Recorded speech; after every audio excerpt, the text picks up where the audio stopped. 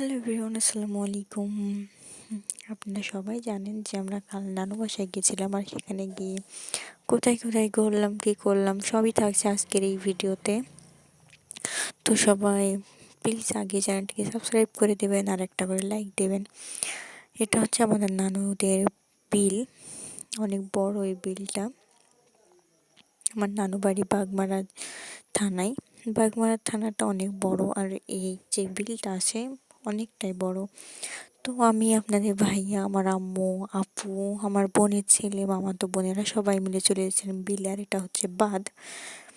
আগে খুবই সাধারণ ছিল, তবে সম্প্রতি এই বাঁধটাকে খুব সুন্দর করে খুঁড়ে আরও গভীর করে নির্মাণ করা হয়েছে, অনেক সুন্দর। এখানে ব্রিজও করা হয়েছে।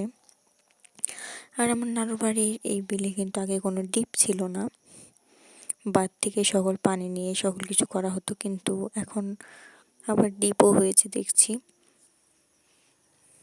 আর এটা হচ্ছে বাঁধ, যেটা নির্মাণ করা হয়েছে, আর দুই পাশে করা হয়েছে বাঁশ দিয়ে, দুই পাশে সুন্দর করে বাঁধ করা হয়েছে। তো এটি আর চারপাশ দিয়ে সুন্দর করে গাছ লাগানো হয়েছিল, কিন্তু এলাকার মানুষজন এতটা খারাপ যে তারা গাছের পাতাই রাখেনি। এখন দেখতে ঠিক ততটাও ভালো লাগছে না। নিচে দেখছেন কত সুন্দর একটা নৌকা বাঁধা। আমার খুব ইচ্ছে ছিল নৌকাতে চড়তে, কিন্তু আমার ভয়ও হচ্ছিল যদি পড়ে যাই তাহলে কী হবে। যদিও বা আমি সাঁতার জানি, তবুও ভয়। আর এই তো বাঁশ দিয়ে বাঁধগুলো করা হয়েছে এপার থেকে ওপারে পারাপারের জন্য। আর তারপর আবার চলে যাচ্ছিলাম একটু বসে রেস্ট করব, সেই জন্য আমি আর আমার মামাতো বোনেরাই যাচ্ছিলাম, বাদ বাকিরা ব্রিজেই আছে। তো দেখুন কি সুন্দর আঁকা বাঁকা এই বাঁধটা, মাশাআল্লাহ অনেক সুন্দর। আর একটু এখানে বসার জন্য কয়েকটা সিটও করা হয়েছে, যেখানে প্রথম সিটটাতে আমরা বসে পড়লাম।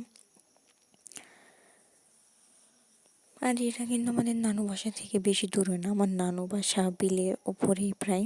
আর দেখুন ওই পাশে গাছগুলোতে কিন্তু পাতা আছে, আর এই পাশে গাছগুলোতে তেমন পাতা নেই। আর ওই তো দেখুন ব্রিজ, ওখানে আপনাদের ভাইয়া, আম্মু, আপু সবাই বসে আছে। আপনাদের ভাইয়া ব্রিজের উপরে উঠে বসে আছে। আর এখন আমরা ঘুরে মেরে চলে যাচ্ছিলাম। এখানে রাস্তাও করা হয়েছে গাড়ি চলাচলের জন্য। কিছুদিন আগে অনেক সুন্দর ছিল, এখন নষ্ট হয়ে গেছে। তো পরে যখন আবার আসবো তখন আবার আপনাদের মাঝে ভিডিও দেওয়ার চেষ্টা করব। সবাই ভালো থাকবেন, সুস্থ থাকবেন, আর আমাদের জন্য মন করে দোয়া করে দেবেন।